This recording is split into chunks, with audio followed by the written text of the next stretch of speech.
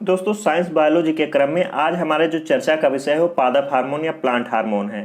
Plant hormone के बारे में चर्चा करेंगे, यानी हार्मोन क्या है और कितने प्रकार के होते हैं और उनके कार्य क्या है, इन सभी के बारे में चर्चा करेंगे। तथा लास्ट में आपसे क्या करेंगे, इनसे जो बनने वाले सभी ऑब्जेक्टिव क्वेश्चन आंसर हैं उन क्वेश्चन आंसर भी सॉल्व करा के इस टॉपिक को पूर्णतः आज खत्म कर देंगे। तो चलिए शुरुआत करते हैं। तो फर्स्ट क्वेश्चन जो आपसे बनता है कि पादप हार्मोन या प्लांट हार्मोन है क्या। तो जो है पौधों की जैविक क्रियाओं के बीच जो है समन्वय स्थापित करने वाले जो रासायनिक पदार्थ हैं उन्हें क्या कहते हैं, पादप हार्मोन या प्लांट हार्मोन कहते हैं। इसे और किस नाम से जाना जाता है, फाइटो हार्मोन के नाम से भी जाना जाता है। ये पौधों के विभिन्न अंगों में बहुत कम मात्रा में यानी बहुत लघु मात्रा में पहुंचकर वृद्धि एवं अनेक उपापचयी क्रियाओं को प्रभावित या नियंत्रित करते हैं। यानी पौधों को जो है उपापचयी और क्रियाओं में नियंत्रित कौन करते हैं, ये जो पादप हार्मोन होते हैं यही लोग करते हैं।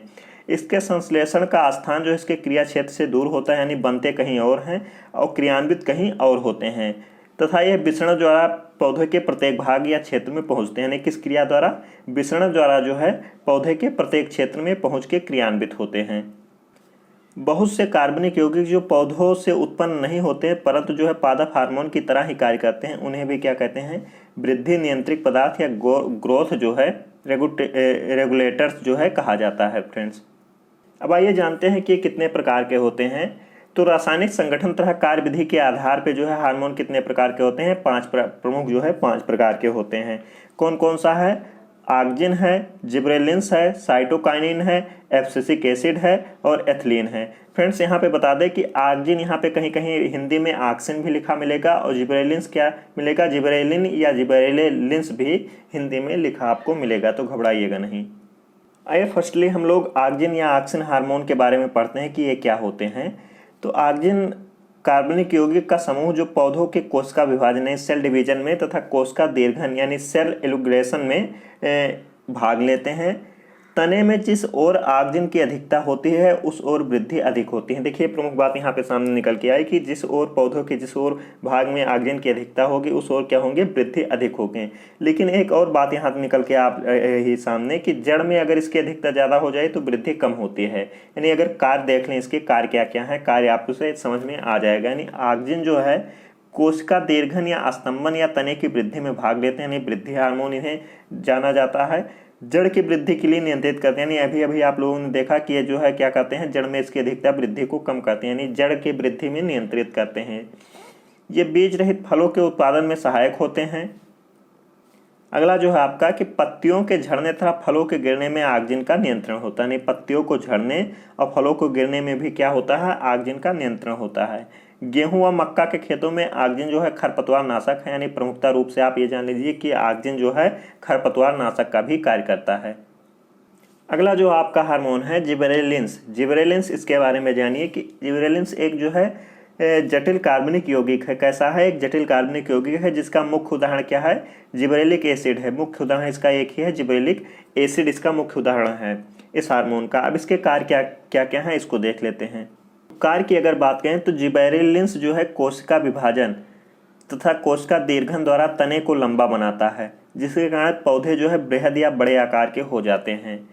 जिबरेलिन्स हार्मोन का प्रयोग बीज रहित फलों के उत्पादन में किया जाता है। जिबरेलिन्स हार्मोन जो है बीजों के अंकुरण में भाग लेता तथा बीजों को सुषुप्तावस्था से भंग कर इन्हें अंकुरित करने के लिए प्रेरित करते हैं। देखिए यहाँ पे बीजों को जो सुषुप्तावस्था से भंग करने के लिए कौन सा हार्मोन जिम्मेदार होता है, तो सुषुप्तावस्था को भंग करके अंकुरण के लिए जो जिम्मेदार हार्मोन है आपका वो जिबरेलिन्स हार्मोन है, इसको प्रमुखता से याद रखिएगा। अगला जो हार्मोन आपका साइटोकाइनिन है। साइटोकाइनिन क्षारीय प्रकृति का हार्मोन है। काइनिटिन एक संश्लेषित साइटोकाइनिन है।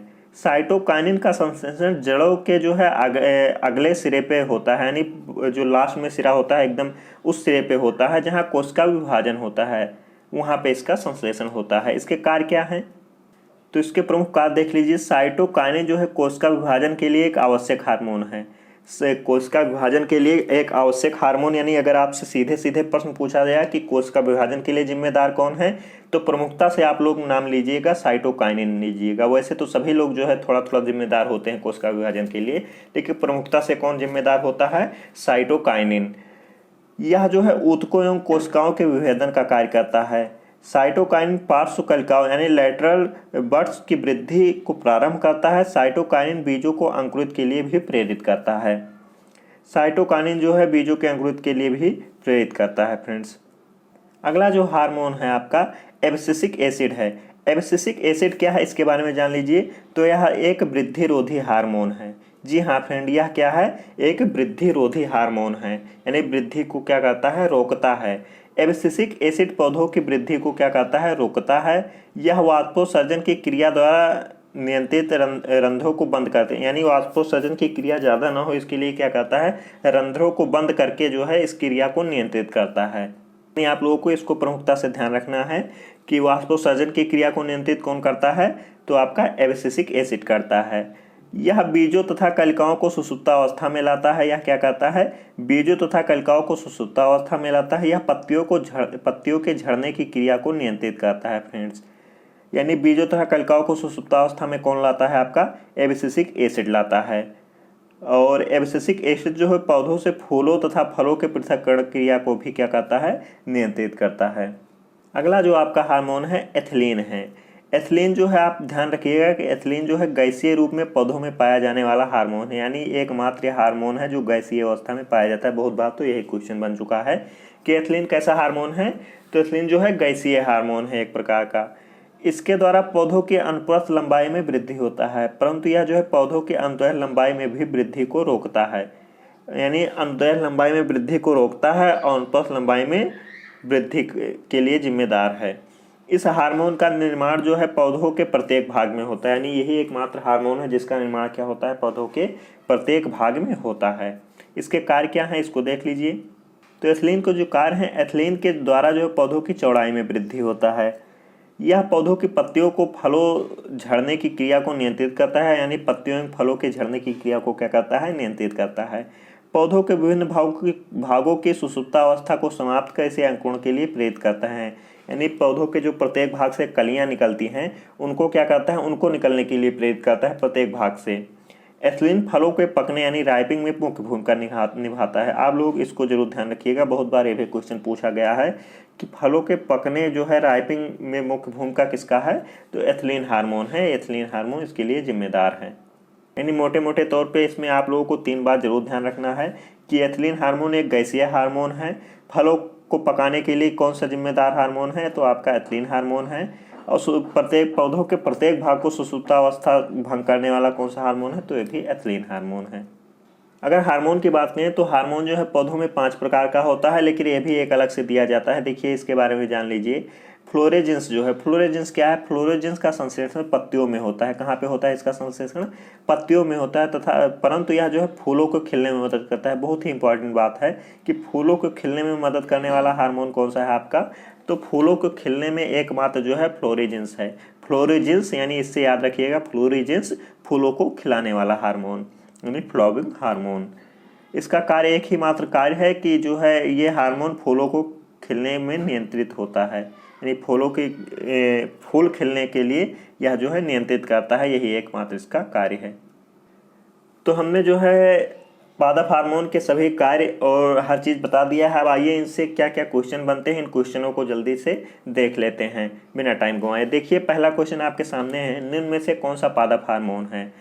तो इंसुलिन जो है मानव में पाया जाता है, एस्ट्रोजन ये भी, थायरॉक्सिन ये भी, यानी जंतु में पाया जाने वाला है हार्मोन। और ये जो है कहने का मतलब यहाँ पे साइटोकाइनिन जो दिया है, साइटोकाइनिन क्या है, ये एक पादप हार्मोन है।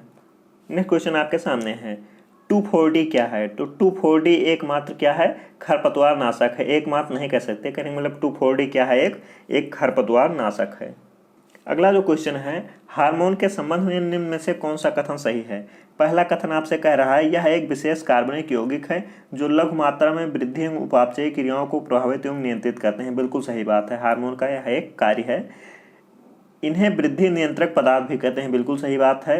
इनका प्रभाव विभिन्न सांद्रता और विभिन्न अंगों पर अलग अलग होता है। ये भी बहुत सही बात कहा गया है कि विभिन्न अंगों पर इसकी सांद्रता और इसका प्रभाव क्या होता है, अलग अलग होता है। यानी सभी कथन इसके क्या हैं, सही है, उपयुक्त सभी कथन सही हैं फ्रेंड्स।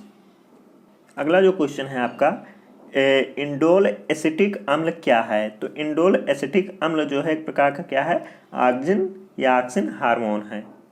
अगला क्वेश्चन आपके सामने है, ऑक्सीजन से संबंधित कौन सा कथन सही है। पहला कथन दिया गया है, इसके कारण पौधों के शीर्ष प्रमुखता हो जाती है। बहुत सही बात, यानी आप लोगों को ऑक्सीजन पढ़ाते वक्त बताया था कि वृद्धि क्या होती है पौधों की, अगर पौधों के जिस ओर इसकी अधिकता होती है उस ओर जो है वृद्धि अधिक होती है। लेकिन अगर जड़ों के संबंध में कहा जाए तो जड़ों में अगर इसकी अधिकता ज़्यादा हो जाए तो वृद्धि क्या होती है, कम होती है। यानी जड़ों की वृद्धि को नियंत्रित करता है ऑक्सीजन और अन्य भागों को वृद्धि के लिए जिम्मेदार होता है। तो पहला कथन बिल्कुल सही है। दूसरा है, पत्तियों का विलगन रोकता है। बिल्कुल सही बात है, ये भी सही है। खरपतवार को नष्ट करता है। बिल्कुल सही बात है, यानी खरपतवार नष्ट करने वाला जो हार्मोन है आपका ऑक्सीजन हार्मोन, यानी सभी कथन क्या है, सही हैं इसके। अगला है आपका, किस पादप हार्मोन के छिड़काव से अनिकेश फल प्राप्त करते हैं। तो अनिषेक जो है फल जो है ऑक्सिन या ऑक्सिन कह सकते हैं, इसके छिड़काव से प्राप्त किया जाता है। अगला जो क्वेश्चन है, कोशिका विभाजन या सेल डिवीजन में मदद करने वाला पादप हार्मोन है। तो हमने बताया था साइटोकाइनिन पढ़ाते वक्त कि साइटोकाइनिन जो है प्रमुखता से जिम्मेदार होता है, बाकी सब जो है लगभग कोशिका विभाजन में मदद करते हैं। लेकिन अगर प्रश्न पूछा जाए आपसे तो आप लोगों को एकमात्र उत्तर देना है साइटोकाइनिन। अगला जो क्वेश्चन आपका है, निम्नलिखित में से कौन सा पादप हार्मोन बीजों को सुषुप्तावस्था में रखता है।